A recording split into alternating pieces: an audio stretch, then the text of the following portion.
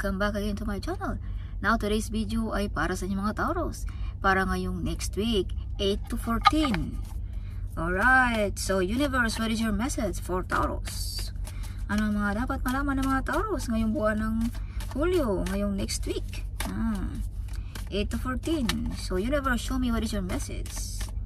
So Taurus, kung ikaw ay bago sa aking channel, huwag kalimutan i-subscribe mo na at i-click mo na rin ang notification bell, Taurus. Alright, Taurus, Sun, Moon, Rising, and Venus. Okay, excited ka na ba, Taurus? Kung anong mga naghihintay para sa inyo ngayong next week, abay tutok na, Taurus. Alright, huwag mo nang palampasin ang bedyang ito, Taurus. May mga masamang tingin sa mga Taurus. Yes. Alright, so some of you mga Taurus din ay, kung ikaw ay single, may nanliligaw, abay wag basta-basta maniwala, no? Dahil ito ay hindi totoo, hindi true love ang pagliligaw na ito. Kung hindi ito ay pagnanasa lamang, something. Okay, kung may manliligaw ngayong next week. Alright, so in the other term, the devil card is may mga masamang intensyon sa mga Taurus, masamang tingin, may nagagalit. Alright, so ngayong next week din mga Taurus ay may nag-aalay ng puso sa inyo, no? Kung pag-uusapan natin ang pag-ibig.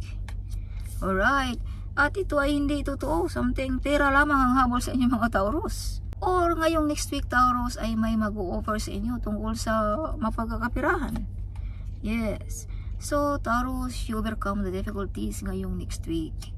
Malampasan mo ang mga pagsubok, no, sa buhay mo, Taurus.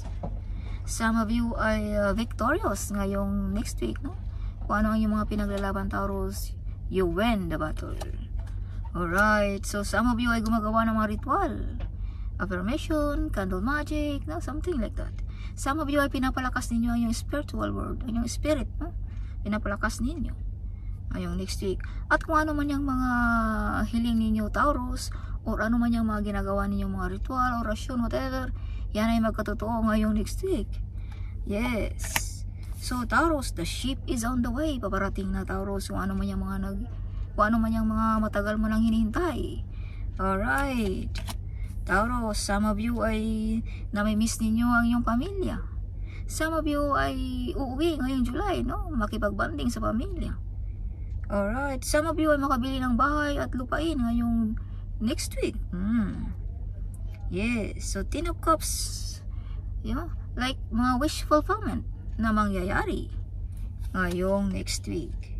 So Taurus, may judgment day dito sa ating mga kalaban. Some of you ay may mga hiding enemies, no? Yeah, so ang divine na ang bahalang maghusga dyan, Taurus. Alright, okay, kung may balak ka sa iyong mga kalaban, abay wag mong gawin yan, Taurus. Alright, dahil may divine na nakatingin, or ang divine na ang bahala dyan. Okay, alright. Or Taurus, kung may mga addiction ka, abay minor din ngayong next week, no? Dahil may calling ka ng ating divine, Taurus, na i-minor mo minsan ang ating mga addiction. Alright, yes. So Taurus, may travel na mangyayari ngayong buwan. May travel na mangyayari ngayong next week din. Yes, so take what is resonant for you, Taurus. Alright, may travel, may mga messages na importante ngayong next week. So check sa ating mga email. Alright, so makilala ang mga Taurus next week. Yes, some of you ay hindi na ma-reach, mataas nang naabot sa buhay. Some of you ay still kalmado pa rin, kahit na medyo maangat na sa buhay, still calm pa rin ang mga Taurus. Some of you ay hindi nyo pinapakita na ikaw ay sad, na ikaw ay may problema, something pinapakita mo, Taurus, no, na you're still happy, no? Or some of you ay makilala ngayong next week, no? Kung ano man yung mga ginagawa mo, Taurus. Yes, some of you ay makilala ang iyong mga ginagawa, no? Ang iyong pagka-creative, something. So ngayong next week din ay may mag-imbita sa mga Taurus, no? Or may kasiyahan na mangyayari na ikaw ang maging center of attraction, Taurus. Ikaw ang nagbibigay pag-asa o nagbibigay kasiyahan sa kasiyahang ito ngayong next week. You are the center of attraction. Alright. At ngayong next week din ay may matulungan ka, Taurus, no? Na isang tao, no? Either hindi lang sa pera, kundi yung pag-advise mo or yung mga broken hearted na mga tao or mga sensitive, no? Something like that. Kumbaga naliwanagan ang mga isipan ng mga taong yan, Taurus. Alright, so some of you ay may calling. This is your calling, Taurus, ng ating Panginoon, no? You have a ability to heal people, Taurus. Yes. So, Taurus, prosperity and abundance sa mga Taurus next week. Abay, sana all. OMG.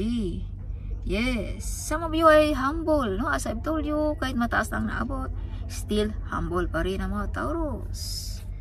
Yes, prosperity, abundance ang mga Taurus. Victorious ang mga Taurus. You are the great warrior, Taurus. Mga pinaglalaban sa buhay, you're still standing on the ground ngayong next week. Abay, sana all. You're brave and hero, no? Marunong kang makipag laban sa buhay, Taurus. Kaya you're brave and hero. At you're always victorious kung anong yung mga gustong gawin sa buhay, makukuha mo ngayong next week. Taurus,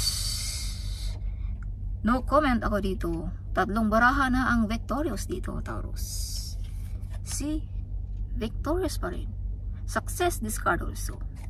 Okay, this card is success, mga new creative idea na bago mong pinapalabas, Taurus, ngayong next week, na? At kung ano man yung mga creative na yan, or mga ano ba yan, something na kilala. Alright. Taurus, you become prosperous, Taurus, no, sa sarili mong sikap. Yes. Alright. So, maraming idea, victorious, mga plano ngayong next week. So, Taurus, kung may plano ka man ngayong next week, kung ano mga plano mong iyan, huwag mong ipagsasabi. Give it yourself, alright? Because you have the devil card here. So, this means masamang tingin. Abay, baka maudlot pa ating mga plano dyan. Alright. Yes. So, may paparating sa mga Taurus next week. Either this is your family members, your friends, no? Something close sa buhay mo, Taurus. At may mga wish fulfillment din dito. Alright, this is 11-11. Okay. So, mga wish fulfillment, no? Or, kung makakita ka ng 11-11, Taurus, mag-wish ka na. Huwag mo lang palampasin ang number na yan. Alright. Yes, so prosperity and abundance, hindi magugutuman ng mga Taurus ngayong next week. No? Kumbaga, if you can see the grapes, no? Kumbaga, prosperity, like royalty, ang mga Taurus. Alright, so this is your bottom of a deck, Taurus. Some of you ay maraming nakatingin, no? Sa any platform, TikTok ba, Facebook ba, whatever, kung sino man yan, Taurus. Alright, so some of you ay nagbabalak mag-abroad or mag-travel ngayong next week, no? Yes, so kung ikaw naman ay gusto mag-abroad, abay, matutuloy ang pag-abroad natin dyan, no? Next week, this is confirmation. If you can see, this is travel card. Air travel, this means airplane. So this is global also. You're going other country something. Okay, so take what is resonate for you, Taurus. Alright. Taurus, for next week, additional message for Taurus. Taurus, the Hierophant. Narinig ang iyong mga dasal, Taurus. You're very close ng ating Panginoon, ng ating mga angels guide, ng ating spirit, at ng ating mga ancestors, Taurus. Alright. Yes. Taurus, 10 of Cups. So this is confirmation. This is double card. This is same card. So this means some of you ay napakasaya. It's mga wish fulfillment. If you can see the rainbow, mga wish na magkatotoo. Alright. Ang mga Taurus. Temperance. Yes. The Hierophant and the Temperance. So some of you ay may gustong madagdagan pa ang inyong pag-aaral.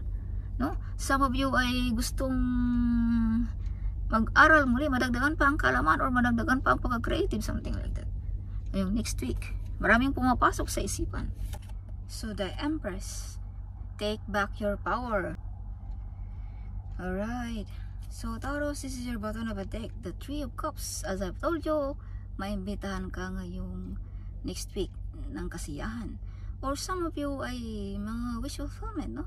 Na nangyayari sa buhay no, big celebration, no, may celebration ngayong next week at ikaw ang center of attraction. Alright, so this is confirmation, Taurus, na may mag-imbita or may kasiyahan na mangyayari next week. Alright, some of you ay natuparang mga pangarap, no, kaya nag-celebrate. Alright, party. Alright, ang mga Taurus. So Taurus, additional message for Taurus for next week.